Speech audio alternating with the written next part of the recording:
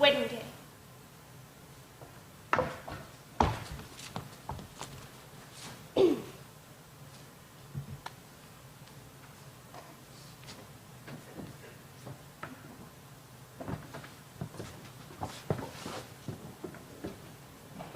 Now, fair Hippolyta, our nuptial hour draws on apace.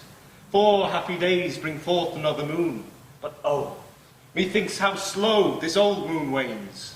She lingers my desires, like to a stepdame or a dowager, long withering out a young man's revenue. 4 days will quickly steep themselves in night. 4 nights will quickly dim away the time. And then the moon, like to a silver bony bent in heaven, shall behold the night of our solenities. Go, Philostrates, stir up the Athenian youth to merriments. Awake the pert and nimble spirit of mirth. Turn melancholy forth to funerals. The pale companion is not for our pomp. Hippolyta, I wooed thee with my sword, and won thy love, doing thee injuries. But I shall wed thee in another key, with pomp, with triumph, and with revelling. Happy be Theseus, our renowned Duke. Thanks, good Aegeus. What's the news with thee? Full of vexation come I, with complaint against my child, my daughter Hermia. Stand forth, Demetrius, my noble lord. This man hath my consent to marry her. Stand forth, Lysander, and my gracious Duke. This man hath bewitched the bosom of my child. Thou Lysander, thou hast given her rhymes and interchanged love tokens with my child. Thou hast by moonlight at her window sung, with fading voice verses of fading love, and stolen the impression of her fantasy. With cunning hast thou touched my daughter's heart, and turned her obedience, which is due to me, to stubborn harshness. And I beg the ancient privilege of Athens, as she is mine, I may dispose of her, which either be to this man, or to her death, and according to our law, immediately provided in that case. What say you, Hermia? Be advised, fair maid, to you your father should be as a god, one who composed your beauties, yea, and one to whom you are but a form in wax by him imprinted, and in his power to leave the figure, or disfigure it. Demetrius is a worthy gentleman. So is Lysander. In himself he is, but in this kind, wanting your father's voice, the other must be held the worthier. I would my father looked but with my eyes. Rather your eyes must with his judgment look. So I beseech your grace that I may know the worst that may befall me in this case. For I refuse to wed Demetrius. Either to die the death, or to abjure forever the society of men.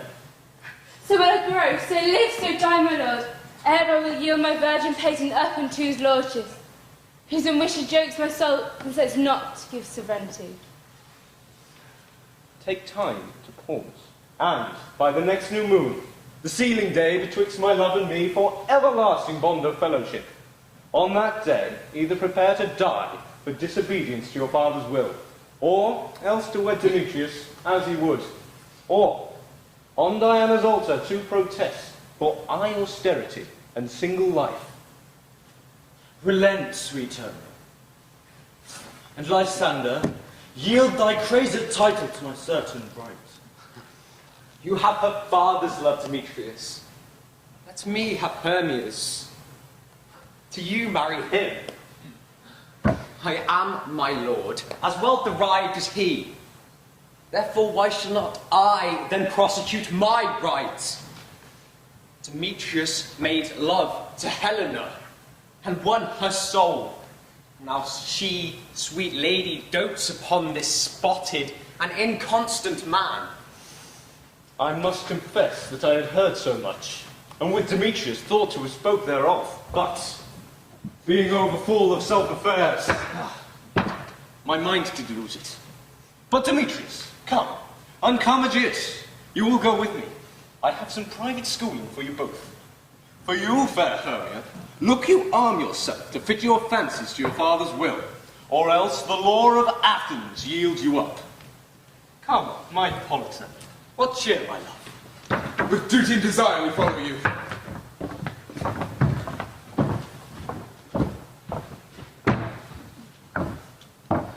Ay, me. For aught that I could ever read, could ever hear by tale or history, that the course of true love never did run smooth. If true lovers have been ever crossed, then let us teach our child patience. Good persuasion.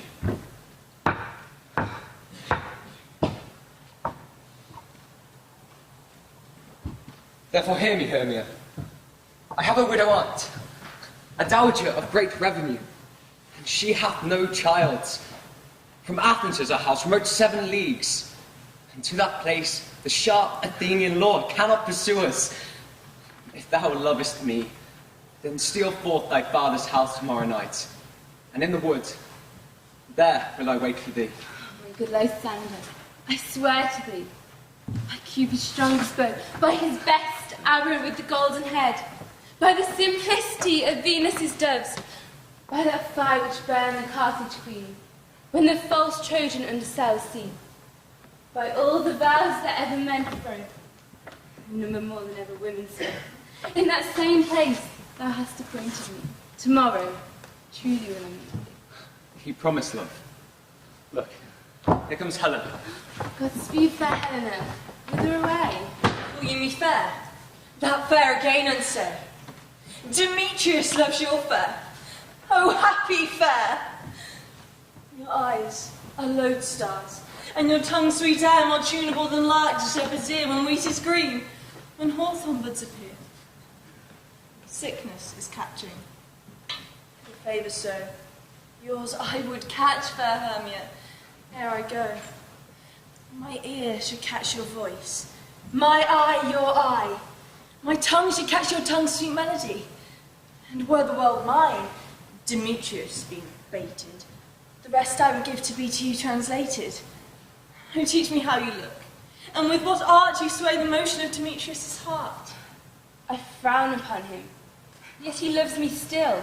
Oh, that your frowns could teach my smile such skill. I give him curses, yet he gives me love. That my prayers could such affection move. The more I hate, the more he follows me. The more I love, the more he hateth me. His folly, Helena, is no fault of mine. None but your beauty. Oh, would that fault were mine. He no more shall see my face. Lysander myself will fly this place. How happy some are some can be. Through Athens, I am thought as fair as she. Thought of that. Demetrius thinks not so. He will not know what all but he do know. And as he errs, doting on Hermia's eyes, so I, admiring of his qualities, things base and vile, holding no quantity, love can transpose to form and dignity.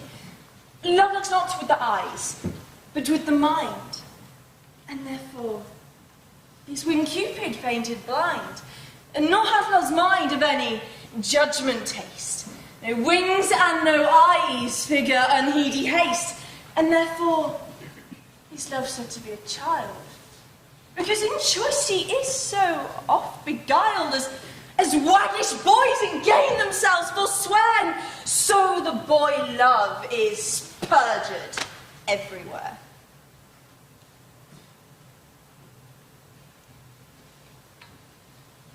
For ere Demetrius looked upon Hermia's eye, he hailed down oaths that he was only mine. And when this hail some heat from Hermia felt, so he dissolved in showers of oaths did melt.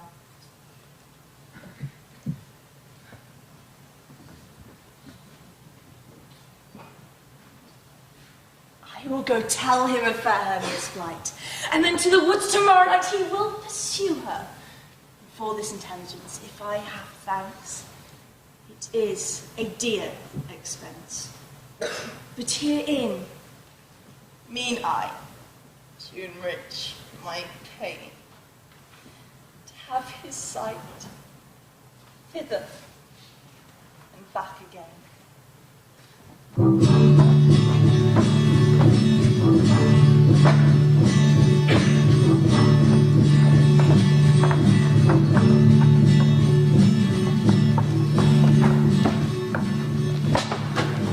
Right, is all our company here? You were best to call them generally. Man by man, according to the script. Yes, well, here is the scroll of every man's name, which is thought fit through all Athens to play an hour interlude before the Duke and Duchess on his wedding day at night. First, good Peter Quince, say what the play treats on, and then call forth your actors and so grow. Marry, now our play is the most lamentable comedy and cruel death of Pyramus and Thisbe. An excellent piece of work, I assure you. And Mary, call forth your actors and proceed. Answer as I call you. Nick Bottom the Weaver. Oh, Freddie! You are set down for Pyramus.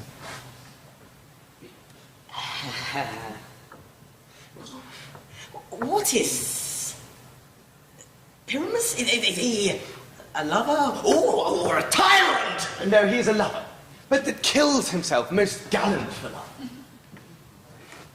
That shall require some tears in the true performing of it. Let them look to my eyes. I will move storms.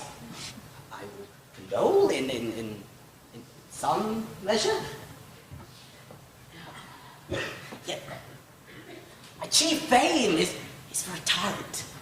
I can play Hercules, rarely, or a part to tear a cat in.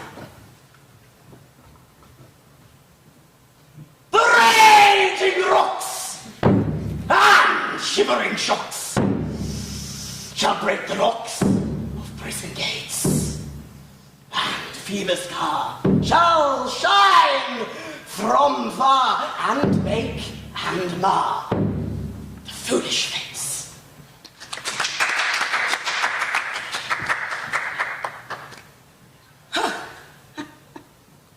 Now this was lofty.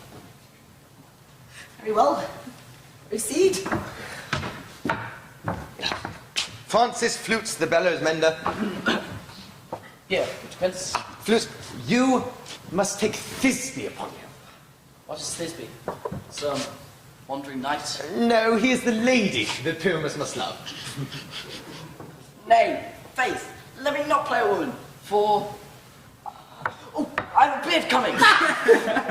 That's all one. You can play it to the mark. Speak as small as you will. Let me play Thisbe too. I will speak in such a monstrous little voice.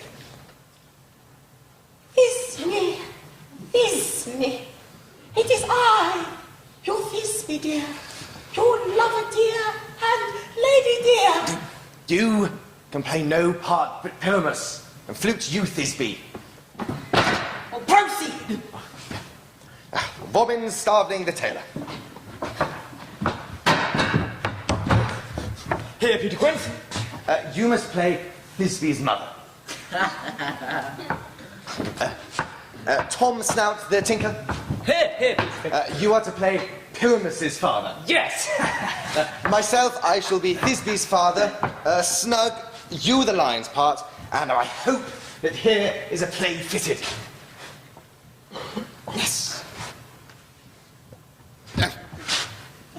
Have you the lion's part written? Pray you, if it be, give it to me, for I'm... Well, I'm slow of study. You may do it extempore. It's nothing but voring.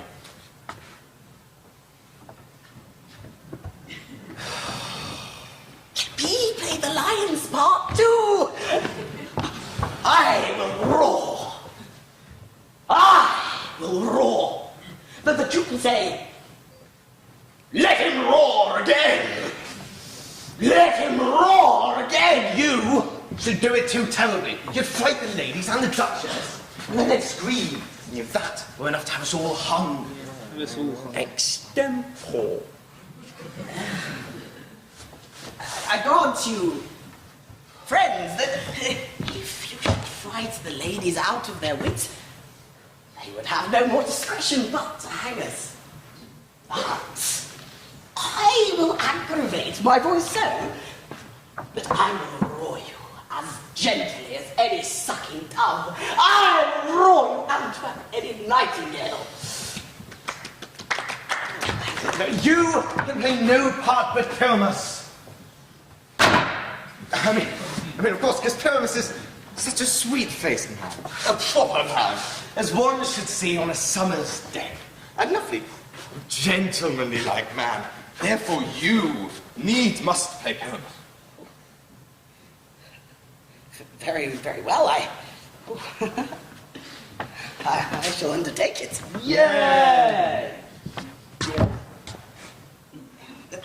Beard where I best play it in. What you will.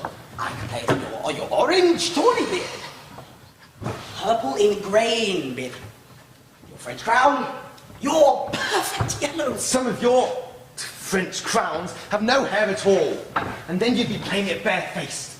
But masters, now, here are your parts, and I entreat you, request you indeed, desire you, to con them by tomorrow night. Now there we shall meet, in the palace wood, a mile without the town, to rehearse. For if we meet in the city, we'll be dodged by company, and not of us alone. Now, in the meantime, I shall draw a bill of properties such as our play requires. Now, masters, I pray you, fail me not. We will meet, and there we may rehearse most obscenely and courageously. And there we should take pains. Be perfect. At the Duke's Oak we meet.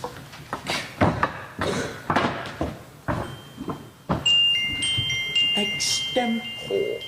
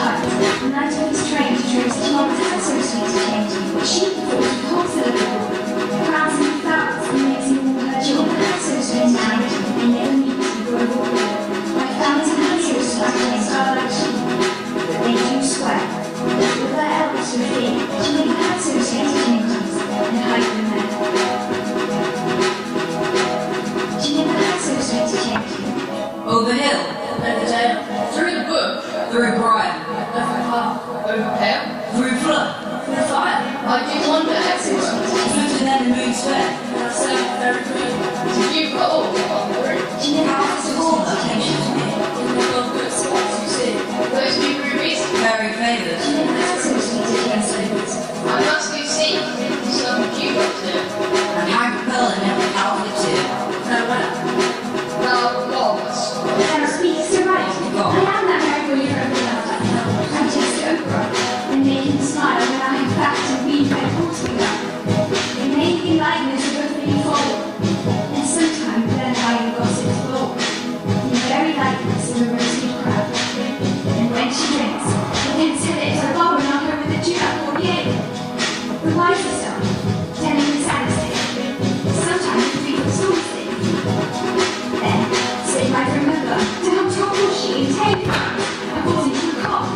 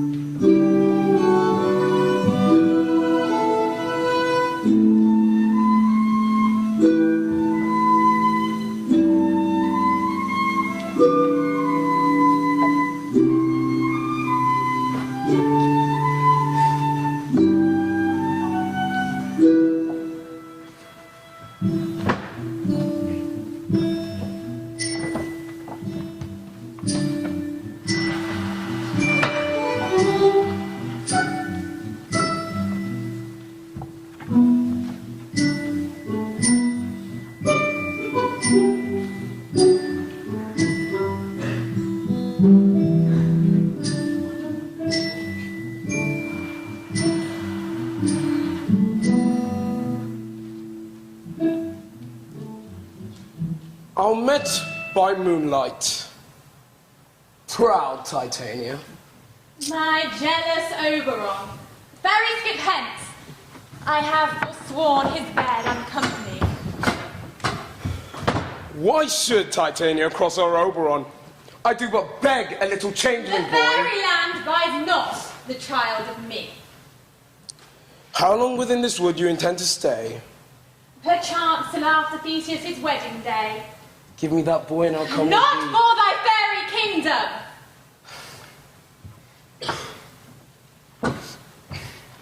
My gentle Puck, come hither. Thou rememberest a little western flower, before milk white, now purple with love's wound. The maidens call it love in idleness. Fetch me this flower, because the juice of it on sleeping eyelids laid will make man or woman madly dote upon next living creature that it sees.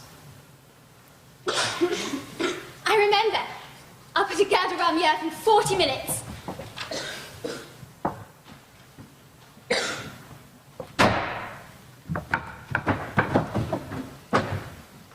Having once this juice, I'll watch Titania when she is asleep, and drop the liquor of it into her eyes. I love thee not, therefore pursue me not. Tempt not too much the hatred of my spirit, for I am sick when I do look on you. I am sick when I look not on you. You do impeach your modesty too much. To leave the city and commit yourself into the hands of one that loves you not. To trust the opportunity of night and the ill counsel of a desert place. With the rich worth of your virginity. Your virtue is my privilege. But it is not mine when I do see your face. Therefore, I think I am not in the night. Nor doth this wood lack worlds of company for you in my respect. All the world. Then, how can it be said that I am alone when all the world is here to look on me? I'll run from thee and hide me in the brakes, and I will leave thee to the mercy of wild beasts. The wildest have not such a heart as you. Run when you will. The story shall be changed. Apollo flies and Daphne holds the chase. The dove pursues the griffin. The mild hind makes speed to catch the tiger. I will not stay thy question. Let me go. Or if thou follow, do not believe that I shall do thee mischief. Aye, in the temple, the town, the field, you do me mischief. Fie, Demetrius, your wrongs do set a scandal on my sex. For we cannot fight for lovers men may do. He should be wooed, but we're not made to woo. Follow thee, and make heaven of hell to die upon the hand I love so well. Fare thee well, nymph. Ere he do leave this grove, thou shalt fly him, and he shall seek out thy love. Hast thou the flower there? Aye, there it is. I pray thee give it to me. I know a bank while the wild thyme blows. There sleeps Titania some time of the night, and with this juice I will streak her eyes. Thou take some of it, and seek through this grove. A sweet Athenian lady is in love with a disdainful youth. Streak his eyes, but do it when the next thing he espies. Maybe the lady, thou shalt know the man, by the Athenian garments he hath on. Fear not, my lord. Your servant shall do so.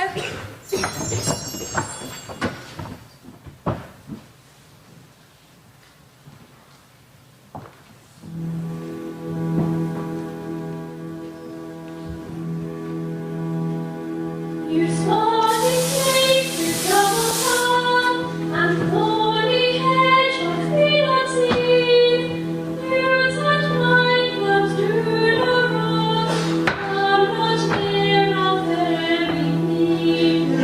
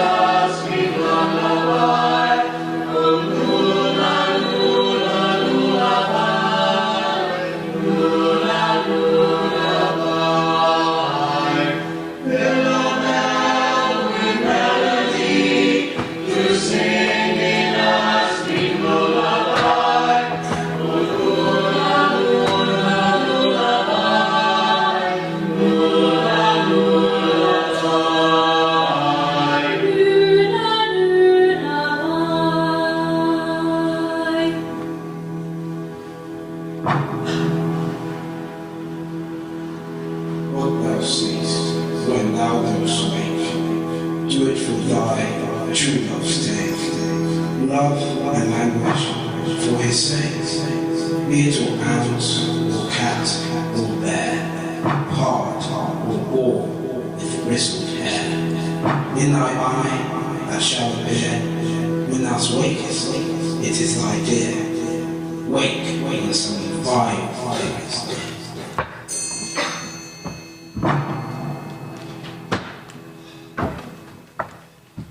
Fair love, I have forgot our way.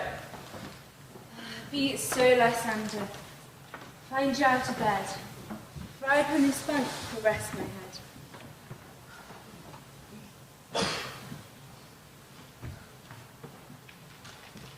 One turf shall serve as pillow for us both.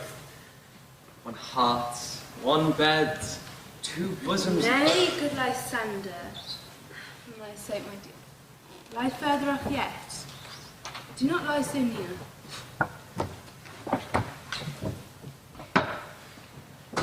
Through the forest have I gone, but Athenian found I none, on whose eyes I might approve this flower's force in stirring love.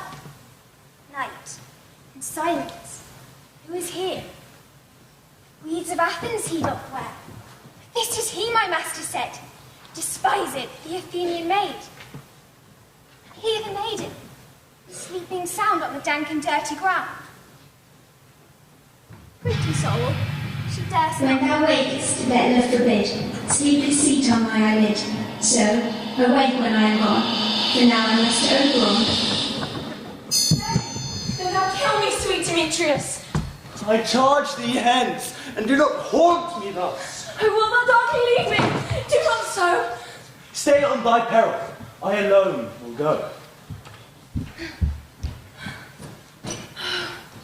I grow out of breath in this fond chase. The more my prayer, the lesser is my grace. Happy is Hermia, wheresoe'er she lies, for she hath blessed and attractive eyes. What came her eyes so bright? Not with salt tears. If so, mine are oftener washed than hers. No, I am as ugly as a bear. For beasts that meet me run away for fear. But who is here? Lysander, on the ground, dead, or asleep? I see no blood, no wound. Lysander, if you live, good sir, awake. And run through fire I would for thy sweet sake. Not Hermia, but Helena I love. For who would not change a raven for a dove? Ever was I to this king mockery born? When in your hands did I desert this scorn? Oh, that a lady of one man refused, should of another therefore be abused. And all my powers address thy love and might to honour Helen and to be her knight. Help me! Lysander, help me! Lysander.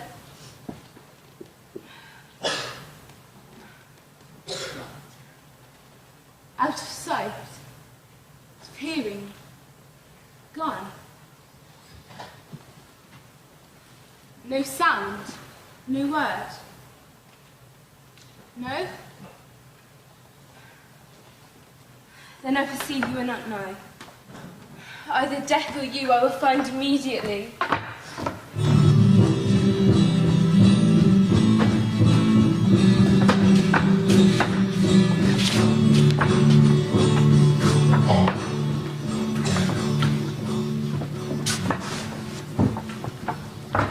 Are we all met?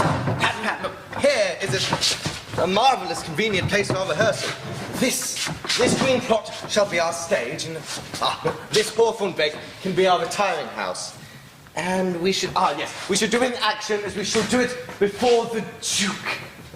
Peter Quince. What sayest thou, bully bottom? There are things in this comedy of Pyramus and Thisbe that will not please. I mean, first, Pyramus must draw a sword to kill himself, which the ladies cannot abide. What sayest thou? By a lady, a parlour's fit. I believe the king must be left out when all is done. No. I have a device to make all well. Let a prologue be written, and let the prologue seem to say that we will do no harm with our swords, and that I, Pyramus, am not killed. And, for the more better assurance, tell them that I, Pyramus, am not indeed Pyramus, but Bottom, the weaver. This shall put their minds at rest. Well, we shall have such a prologue. It can be written in 8 and 6. No! Let it be written in 2 more. Let it be written in 8 and 8. Will not the ladies be afraid of the lion? I promise you.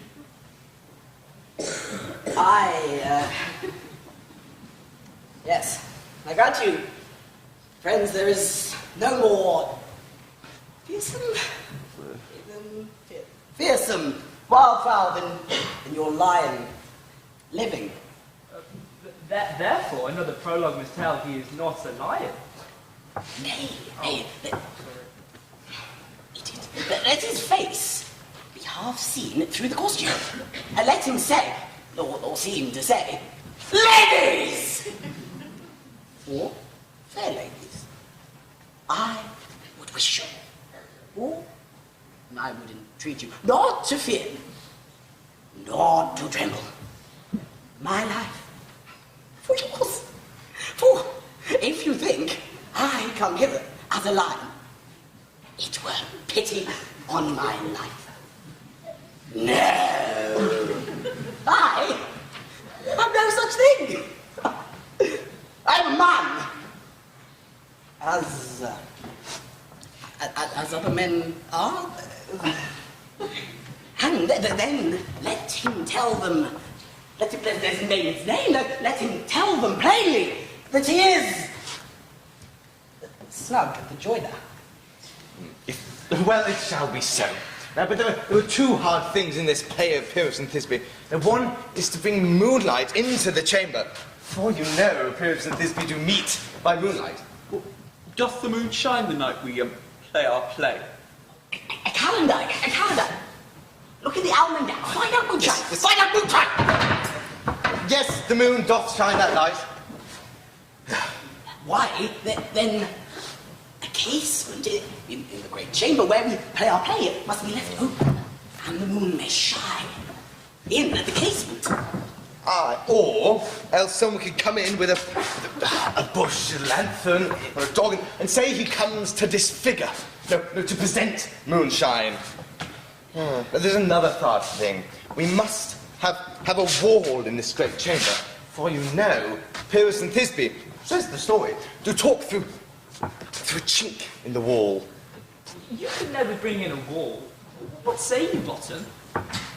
Some man or other must present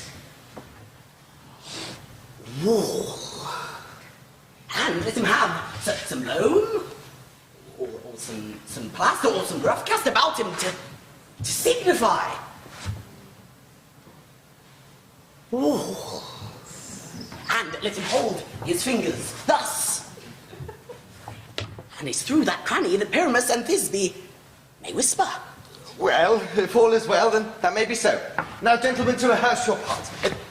Pyramus, you must begin.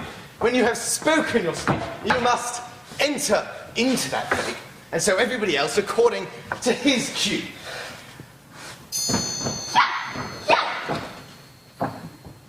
Ooh, what hempen homespuns have we swaggering here? So near the cradle of the fairy queen. What? A play toward? I'll be an actor. An auditor too, perhaps. if I see cause.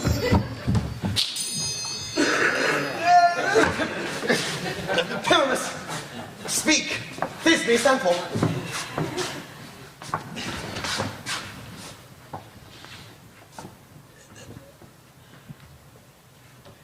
Thisbe, the flowers of odious scents.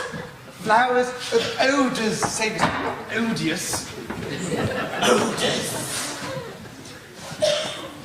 Thisbe, the flowers of odors. Savour sweet so hot, my breath. But wait, I hear a noise. Stay thou but here a while, and by I will to thee appear. Stranger Pyramus than e'er played here. Must I speak now? Aye, marry you must. If you must understand that he goes, but to see some noise he has heard, and that he will return. Most radiant. Most radiant Pyramus, your steady white of hue, of colour like red rose on triumphant bark. This truest horse that will never tire. I meet thee, Pyramus, at many It's Ninus' tomb. Goodness, you're speaking all of your cues at once. That you must answer to Pyramus. Pyramus, enter, your cue has passed. It is never tire. Goodness gracious. This truest horse that will never tire. If I am there,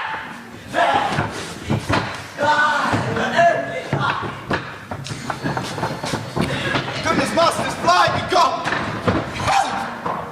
I'll follow you. I'll lead you about around. Through bog, through brush, through brake, through briar. Sometimes a horse I'll be, sometimes a hound. A hog, a headless bear, sometimes a fire. And neigh and bark and grunt and roar and burn, like horse, hound, hog, fire, bear, at every turn. this is knavery of them to make me a fit. Oh, Bosom, thou art changed. What do I see on me? And that is any way I'm making, do you? Oh, Bottom, thou art translated.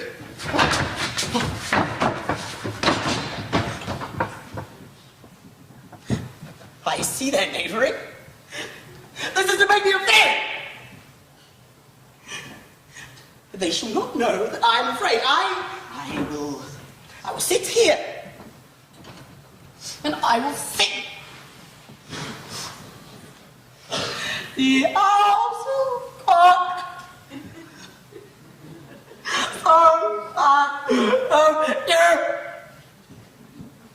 With orange tawny mare.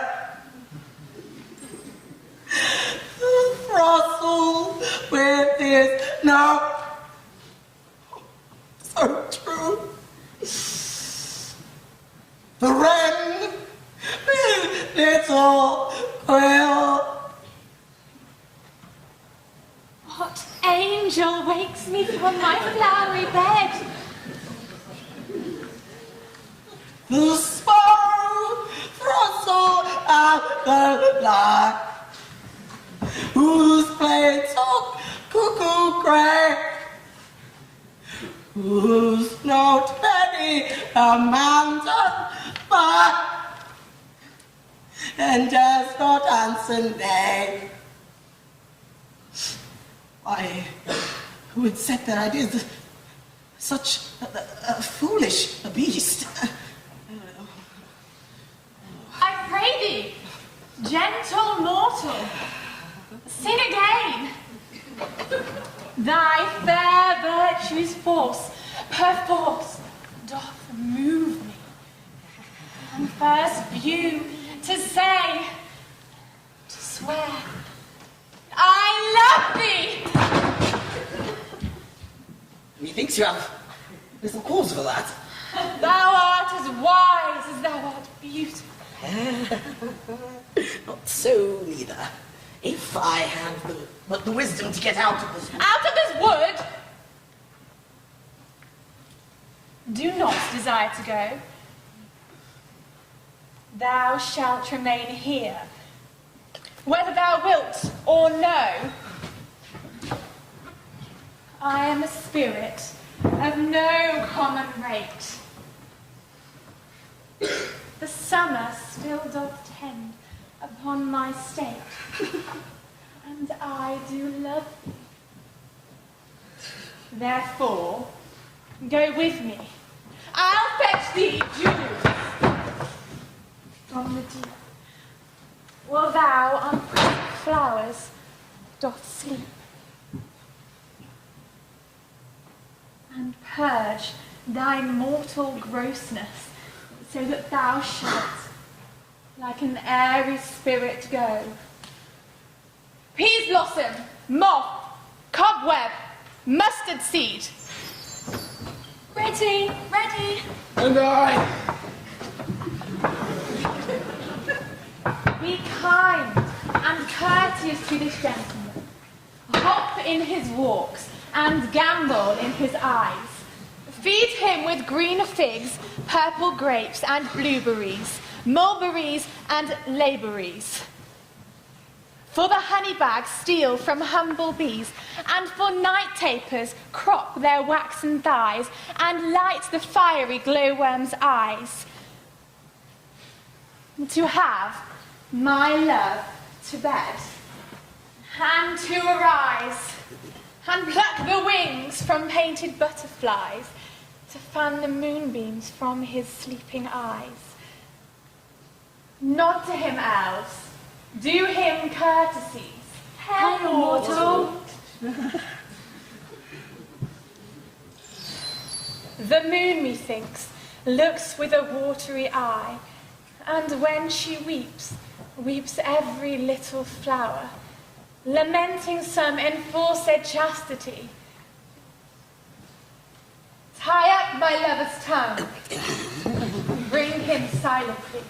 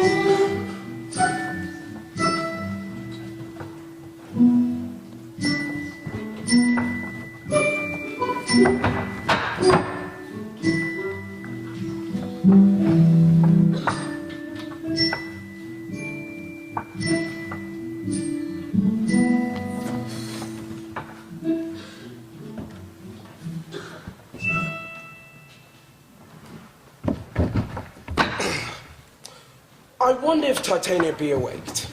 Mad spirit, what night rule about this haunted grove? My mistress with the monster is in love. Near to her close and consecrated bower, in her dull and sleeping hour, a crew of patches, rude mechanicals, who work for bread upon Athenian stalls, were met together to rehearse a play, intended for great Theseus' nuptial day. The shadow was thick skin of that barren sort, who Pyramus presented, in their sport, forsook his scene and entered in a break. When I did him at his advantage take, an ass's knoll fixed on his head. Anon, his Thisbe must be answered. But forth, my mimic comes.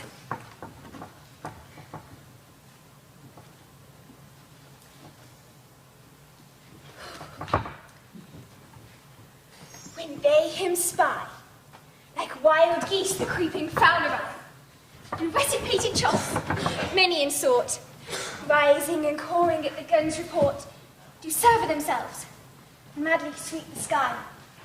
When at his sight, away his fellows fly, and at our stamp, over and over what falls, he, murder cries, and help from Athens calls. Their senseless weak, with their fears the strong, made senseless things begin to do them wrong. For briars and thorns at their apparel snatch, some sleeves, some hats, from yield as all things catch. So I led them on in this distracted fear, and left sweet Pyramus translated there. So it happened, when it came to pass, Titania awaked, and straightway loved an ass. Oh my, this falls out better than I could have devised. Ah, but hast thou yet latched the Athenians' eyes with thy love juice? I took him sleeping. That is finished too. And the Athenian woman by his side, that when she waked, of force she must be eyed. Oh, why rebuke you him that loves you so? Lay breath so bitter on your bitter foe. If thou hast slain Lysander in his sleep, kill me too. So should the murdered look, and so should I. Pierced through the heart of your stern cruelty.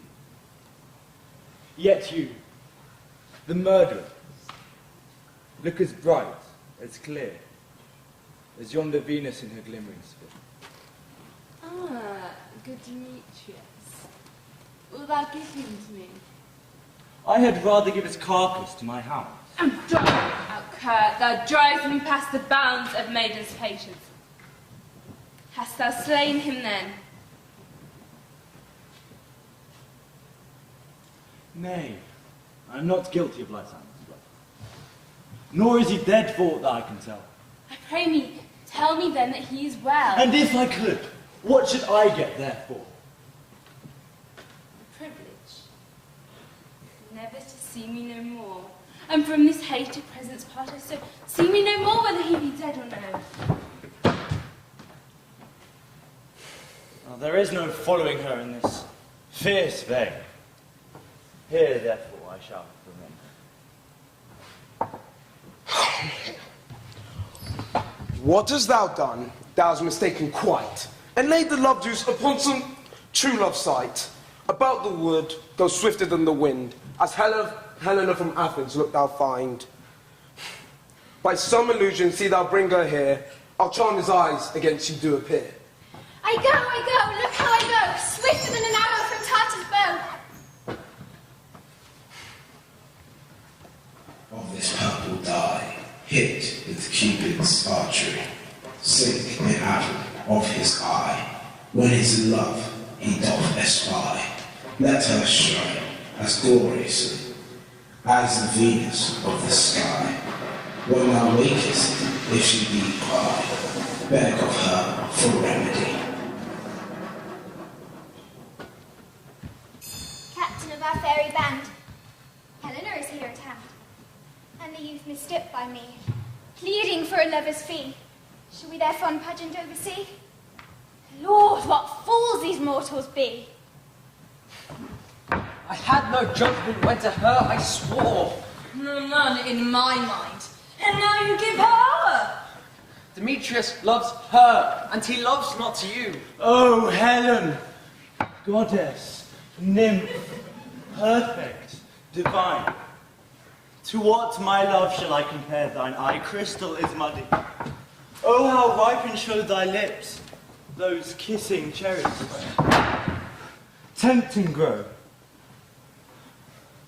That pure, congealed white, high Taurus snow, fanned with the eastern wind, turned to a crow. Oh, when thou hold'st up thy hand, oh, let me kiss this princess of pure white. Receive this. Oh, spite! Oh, hell! I see. You are all bent!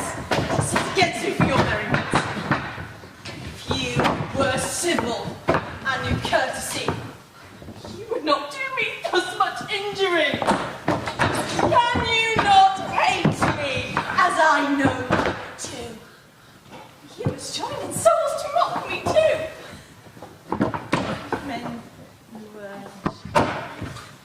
would not use a gentle lady so, to vow and swear and super praise my parts, when I am sure you hate me with your hearts. You are both righteous, and love Hermia.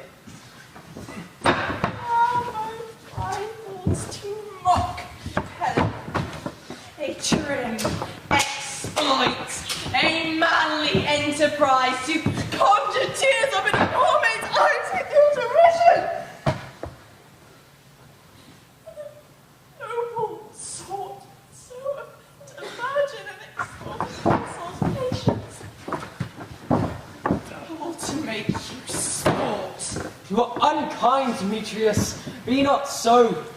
For you love Hermia. This you know I know. Mockers waste more idle. Look where thy love comes. Yonder is thy door. Lysander! Why unkind did thou leave me so? Why should he stay? Love doth press to go. What love could press Lysander from my sight? Fair Helena, more enguiled tonight than all young fiery O's and eyes of light. Why seekest thou me? Could not this make thee know the hate I bear thee? Made me leave thee so. You speak not as you think. It cannot be. Lo, she is one of this confederacy. Now I perceive they have conjoined all three to fashion this false sport, in spite of me. Injurious Hermia, most ungrateful maid! Have you conspired? Have you with these contrived to bait me with this foul derision? It's all the counsel that we two have shared. The sisters' vows, the hours that we have spent when we have chipped the hasty foot at time of parting us off. Is it all forgot? Your school days of friendship, childhood innocence. We, Hermia, like two artificial gods, have with our needles created both one flower, both on one sampler, sitting on one cushion, with warbling of one song, both in one key, as if our hands, our sides, voices and minds had been incorporate. And so we grew together, like to a double cherry, seeming parted, but yet an union in partition. Two lovely berries moulded on one stem, and so with two seeming bodies, but one heart. Two of the first like coats in heraldry, due but to one and crowned with one crest. Will you went our ancient love asunder to join with men in scorning your poor friend? 'Tis not friendly, 'tis not maidenly.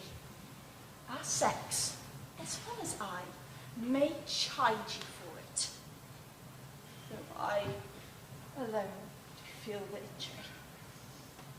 I am amazed at your passionate words. I scorn you not. It seems that you scorn me. Have you not set Lysander, as in scorn, to follow me and praise my eyes and face? I know not what you mean by this. I do. Persevere, counterfeit sad looks, make mouths upon me when I turn my back, wink at each other, hold the sweet jest up. This sport, well carried, shall be chronicled. If you had any pity, grace, or manners, you would not make me such an argument. Fame, 'tis partly my own fault, which death or absence soon shall remedy. Oh, stay, gentle Helena. Hear my excuse, my love, my life, my soul, fair Helena. Oh, excellent. If she cannot entreat, I can compel. Thou canst compel no more than she entreat. Helen, I love thee. By my life I do. I swear by that which I will lose for thee, to prove him false that says I love thee not. I say I love thee more than he can do. Thou say so, withdraw, and prove it too. Hang off, thou cat, thou bird, vile thing let loose, or I will shake thee from me like a serpent. Lysander, why are you grown so rude? What changes this sweet love? Thy love, out tawny tartar, out loathed medicine, out hatred potion hence. Do you not jest? Should I strike her, hurt her, kill her dead? Though I hate her, I shall not harm her so. What can you do me greater harm than hate me? Hate me? Wherefore what news, my love? And not I, Hermia, and not you, Lysander. fair now as I was erewhile. Since night you loved me, yet since night you left me. You left me. Oh, the gods forbid. In earnest, shall I say? Aye, by my life, I never did desire to see thee more. Therefore, be out of hope, of question, of doubt. Be certain nothing truer. 'Tis no jest that I do hate thee. And love, Helen. Oh, me, you juggler! You canker blaster! You thief of blood! Have you come at night and stolen my love's heart from him? Fie, you counterfeit! You puppet, you! Puppet? Why so? Because I'm so dwarfish and so low! I'm not yet so low that my nails cannot reach the giant eyes! That does not strike me! You perhaps may think that because she is something lower than myself that I can match her. Lower? Hark! Again! Oh, she be but fierce. She is little. Little again! Nothing but low and little! Let me come to her! Get you gone, you dwarf! You hindering of Nothrack maid! You bean! You acorn!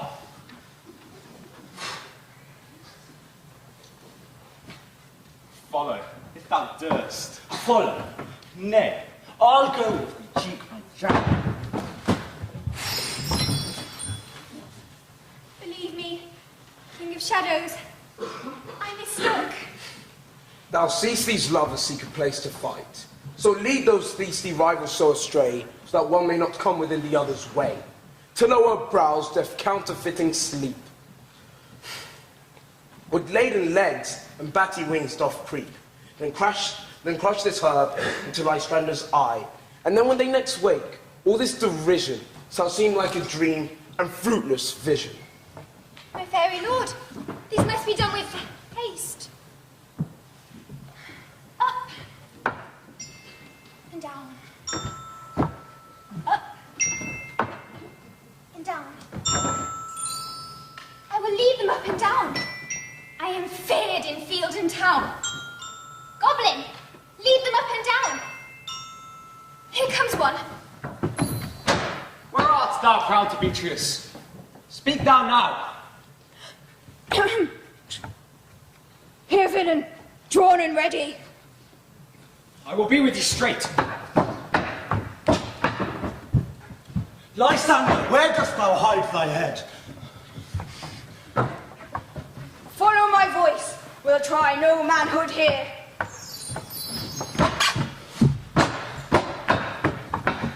Oh, the villain is much lighter heeled than I. Oh, I ran fast, but faster did he fly. Dangerous constraint. Oh, to measure up my length for this cold bed. A weary night. A long and tedious night. And sleep. That sometimes shuts up sorrow's eye. Steal me a while from mine own company. Yet but 3. Come one more, 2 of both kinds makes up 4.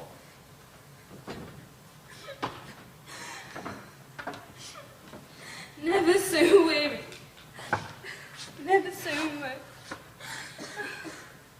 Bedabbled with the dew and torn with the briars. I can no further walk, no further go. My nerves can keep no pace in my desires. Here will I rest thee till the break of day. Heaven sure Lysander, if thou mean a fray. On the ground, feet down. I'll apply to your eye, gentle liver, remedy. When thou wakest, thou takest true delight in the sight of thy former lady's eye. And the country proverb know, that every man shall take his own, when your waking shall be shown. Jack shall have Jill, and all shall go ill, the man shall have his mare again, and all shall be well.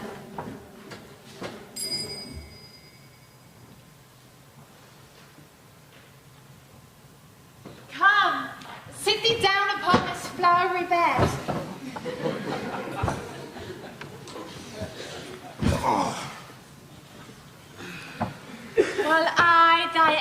amiable cheeks do coy, and stick musk roses on thy sleek, smooth head, and kiss thy fair, large ears with gentle joy. Where is Monsieur Peas Blossom? Ready, ready.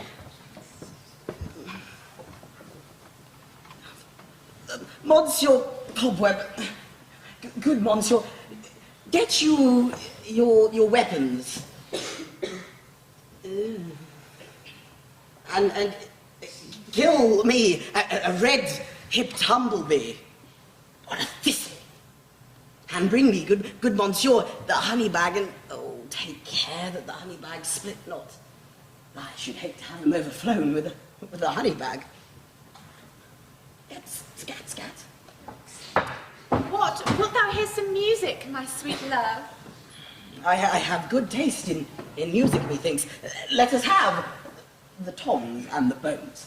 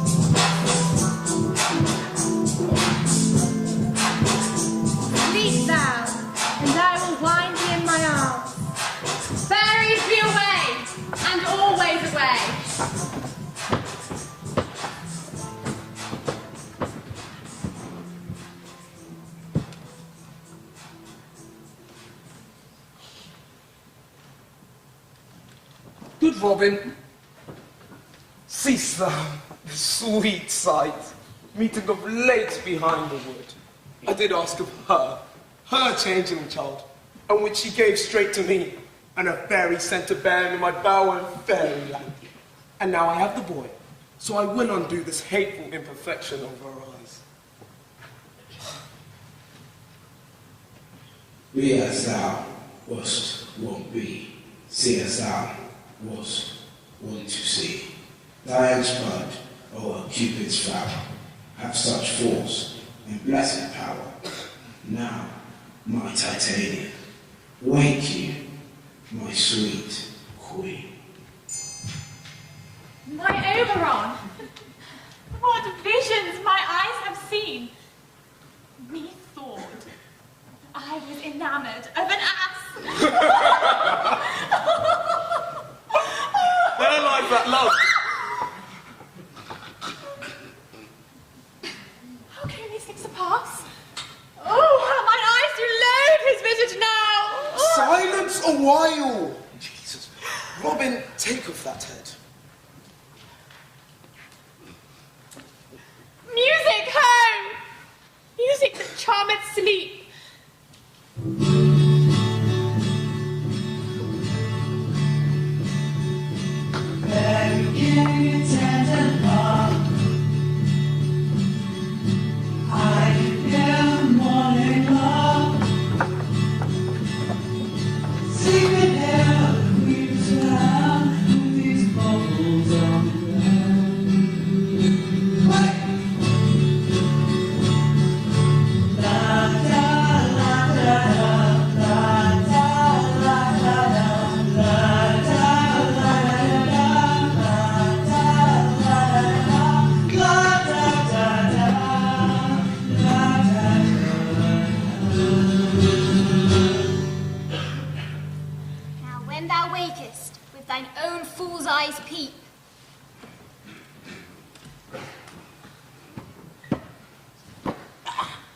When my cue calls, I will come.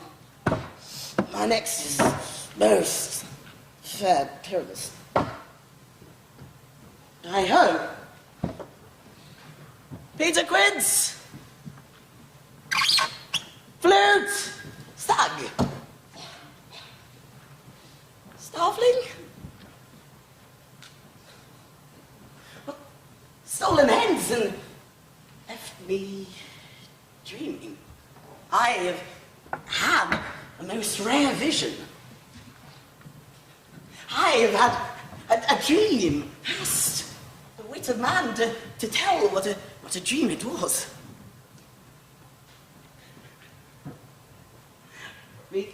Methought I was.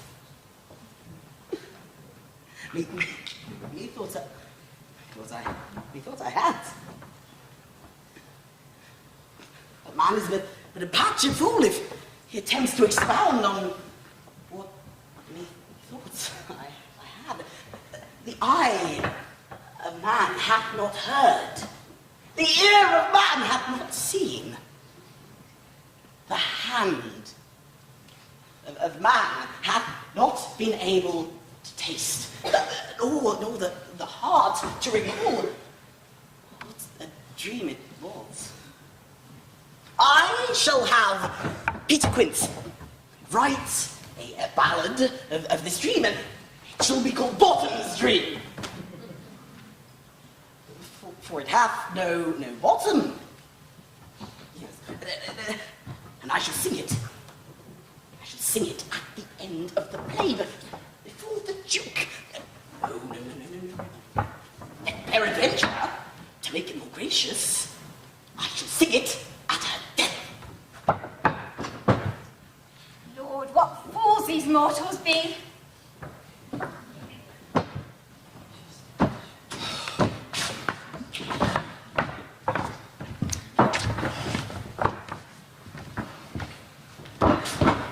Have you sent to Bottom's house? Is he come yet? He cannot be heard of. Out of doubt he is transported. If he come not, then the play is marred. It goes not forward. It simply can't. There is no man in all Athens who can discharge Pyramus but he. Nay, he hath simply the best wit of any handicraft man in Athens. Aye, and the best man too. He's Paramore for his sweet voice. You must say Paragon, and Paramore is King of North. Masters, the Duke's coming from the temple, and there are 2 or 3 lords and ladies more married. If our sport had gone forward, well, we'd have all been made men. Oh, sweet belief bottom. Where are these lads? Where are these hearts? Oh, Bottom, most courageous day.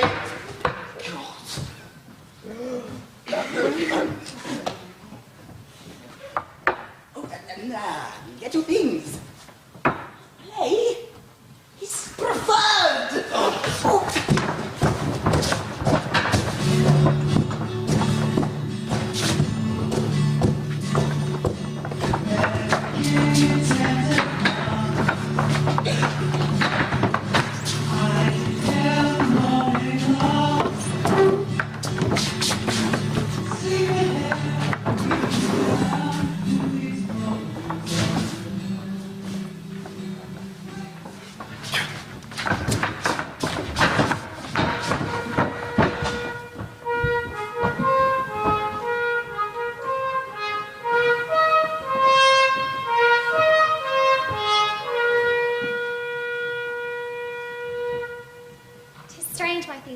That these lovers speak of. More strange than true, the lunatic, the lover, and the poet. The poet's eye, in a fine frenzy rolling, doth glance from heaven to earth, from earth to heaven. The forms of things unknown, the poet's pen turns them to shapes, and gives to airy nothing a local habitation and a name. Such tricks have strong imagination, for if they could but apprehend some joy, it comprehends some bringer of that joy. Or in the night, imagining some fear, how easy is a bush supposed to bear. All the story of the night told over, and all their minds transfigured so together, more witnesses at these images. engrossed them with great constancy, but how so strange and admirable. Here come the lovers, full of joy and mirth. Joy, gentle friends, joy and fresh days of love accompany your hearts. Come now, what masks, what dances shall we have to wear away the long age of 3 hours between after supper and bedtime? Where is our usual manager of mirth? What revels are at hand? Is there no play to ease the anguish of a parting and torturing hour? Call, Philostrate! Here, mighty Theseus. There is a brief to say how many sports are ripe, sir. Make choice of which your highness will see first. The Battle of the Centaurs, to be sung by an Athenian eunuch to the harp. Will none of that. That have I told my love in glory of my kinsman Hercules. The riot of the tipsy Bacchanals, tearing the Thracian singer in their rage. That is some satire keen and critical, not suiting with a nuptial ceremony. Thrice 3 muses, mourning for the death of learning, late deceased in beggary. That is an old device, and it was played when I from Thebes last came a conqueror. The tedious brief scene of young Pyramus and his love Thisbe. Very tragical mirth. Merry and tragical? Tedious and brief? Ha ha! That is hot ice and wondrous strange snow. How will we find the concord with this discord? There is a play, my lord, some 10 words long, which is as brief as I have known a play. But by 10 words, my lord, it is too long, which makes it tedious.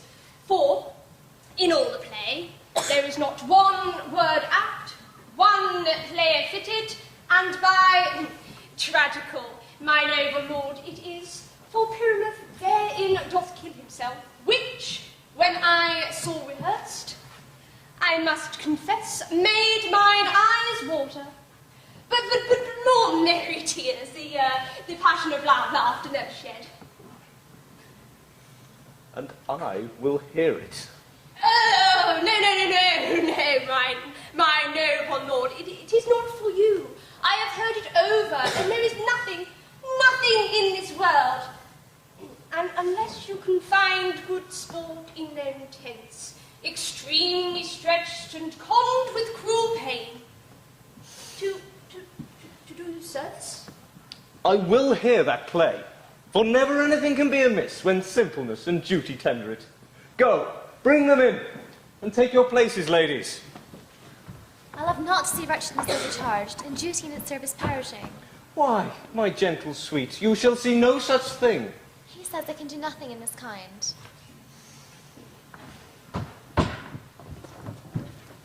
So, please, your grace, the prologue is addressed. Let him approach.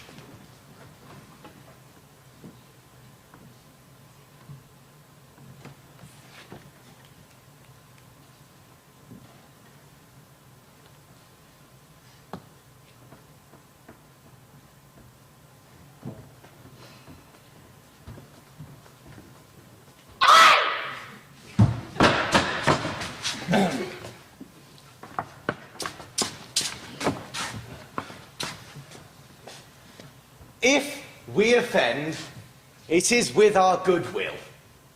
That you should think we come not to offend, but with this goodwill, to show our simple skill. Now that is the true beginning of our end. Consider then that we come but in despite, that we don't come as minding to content you. Now our pure devices is to make your happiness. The actors are at hand, and by their show you shall know all that you are like to know. This fellow doth not stand upon points. He hath rid his prologue like a rough colt. He knows not the stop. A good morrow, my lord. It is not enough to speak, but to speak true. Indeed. He hath played in this prose like a child in a recorder. A sound, but not in government. His speech was like a tangled chain, nothing impaired, but all disordered. Who is next?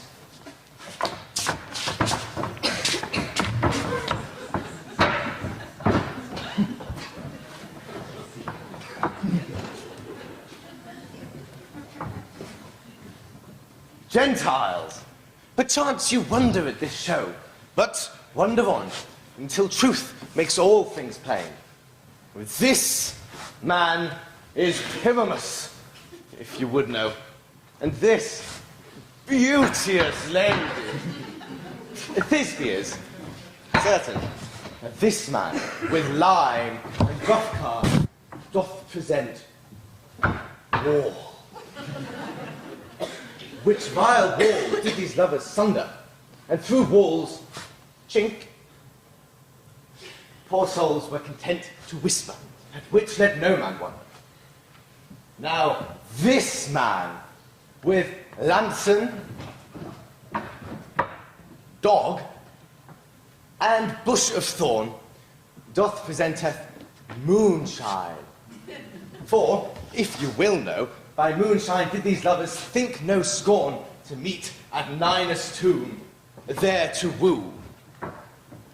This grisly beast, which Lion hight by name, the trusty Thisbe, coming first by night, did scare away, or rather did affright, and as she fled, her mantle did she fall.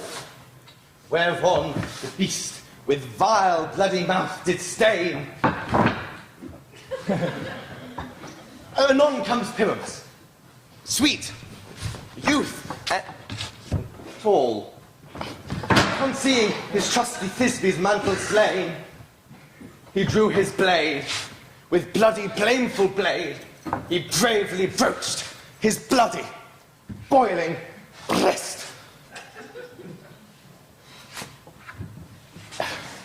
Anon comes Thisbe, tarrying in mulberry shade. His dagger drew and died. Now, for all the rest, let Lion, Moonshine, Wall, and lovers twain at large discourse what here they do remain.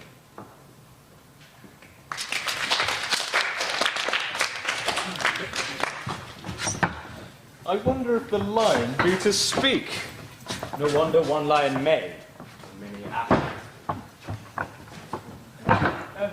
In this same interlude, it doth befall that I, one Snout by name, represent war, and such a wall as I'd have you think that had in it a candied hole, or a chink, through which the lovers, Pyramus and Thisbe, did often whisper very secretly. This loam, this rough cast, and this stone doth show that I am the same wall if the truth is so. This cranny so ripe and sinister, through which the fearful lovers are to whisper.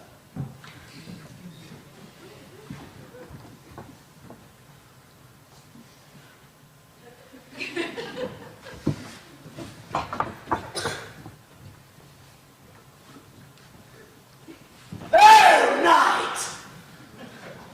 Oh, night! So black of you!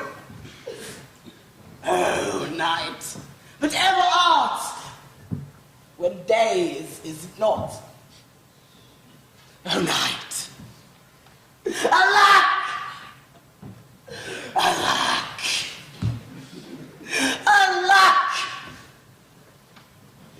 I fear this promise is forgot. A wall, show me thy chink.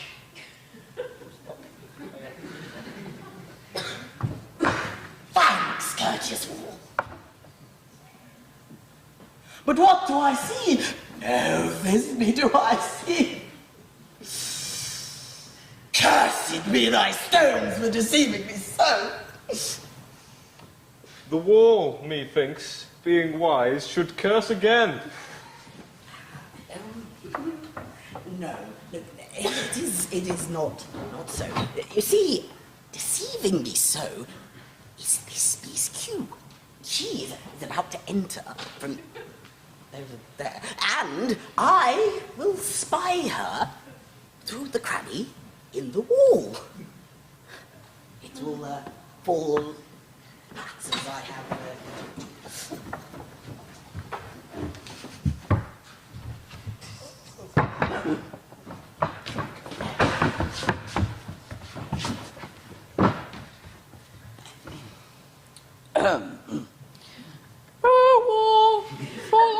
hast thou heard my moans, for parting my fair Primus and me? My cherry lips have often kissed thy stones, with stones and lime hair knit up in thee. I see a voice. I hear my Thisby's face. My love, thou art my love, I think. Wilt thou meet me at... At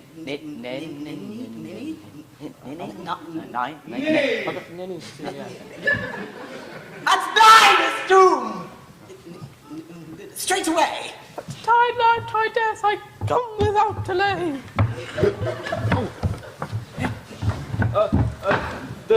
Thus have I, Wall, my part discharged, and being done, away Wall doth go.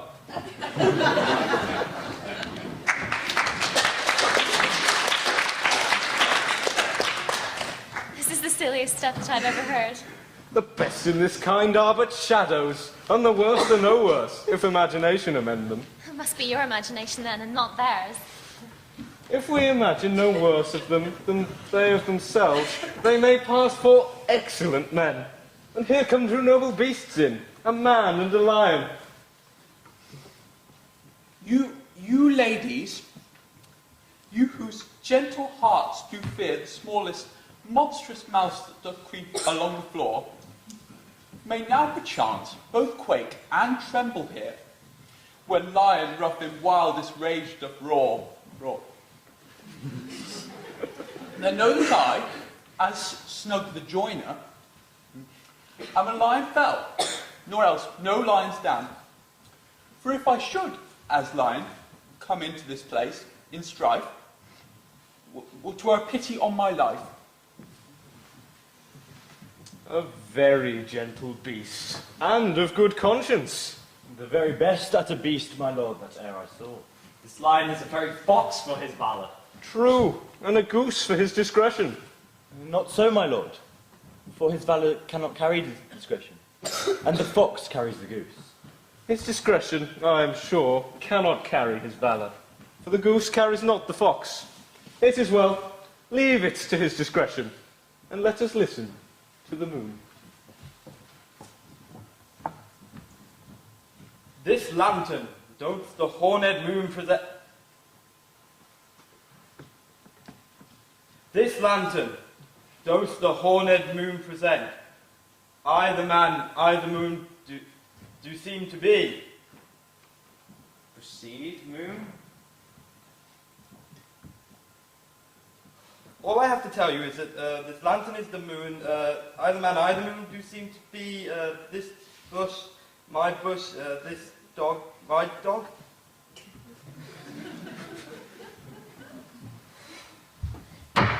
This is old Ninny's too. Where is my love?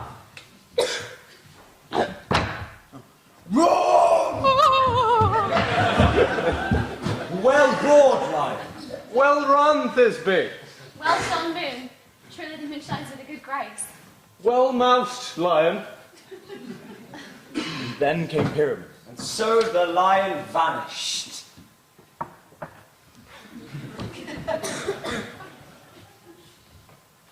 Oh, sweet moon, I thank you for thy golden, glittering gleams. For by thy light I trust to take of truest Thisby's sight. But what is this?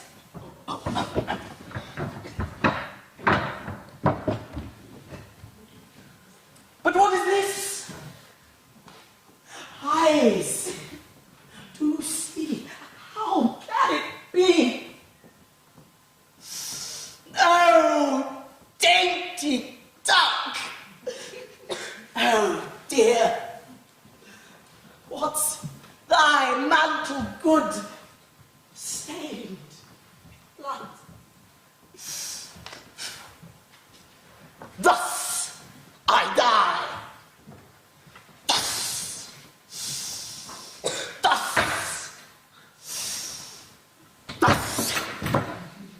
my soul is in the sky. tongue, lose thy light. Soul, take thy flight.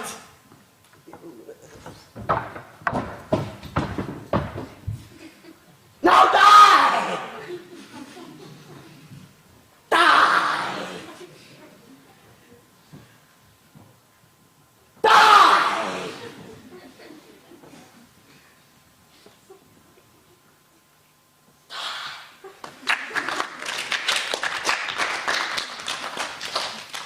Thisbe should not be such a long one as Pyramus. I hope you'll be brave. She hath spied him already with those sweet eyes. And thus she means with illicit. Oh!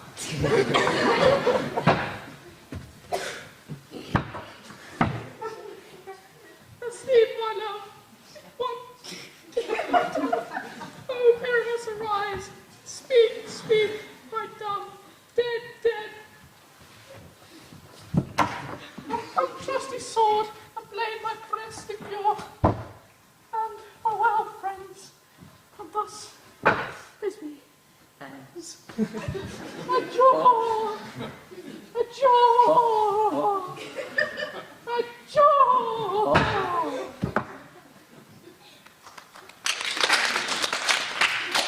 Moonshine and lime are left to bury the dead. Aye, and Wall too. No, I assure you that the walls are down that parted their fathers. Would you care to see a prologue or a Bergamasque dance performed by the company? No epilogue, I pray you. Now, lovers, to bed. 'Tis almost time. To bed.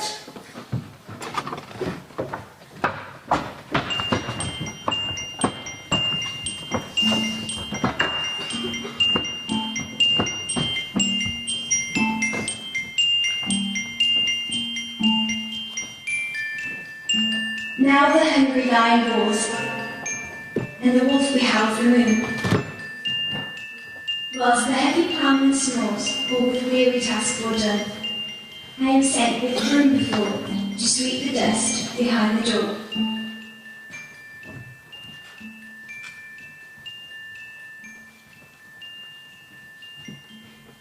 If we shadows have offended, think but this, and all is mended, that you have but slumbered here while these visions did appear, and this weak and idle fiend no more yielded but a dream. Gentles, do not reprehend. If you pardon, we will mend. And, as I am an honest clerk, if we have amended look, now to escape the serpent's tongue, we will make amends ere long. Else the puckaliacal. So, good night unto you all. Give me your hands, if we be friends, and Robin shall restore amends.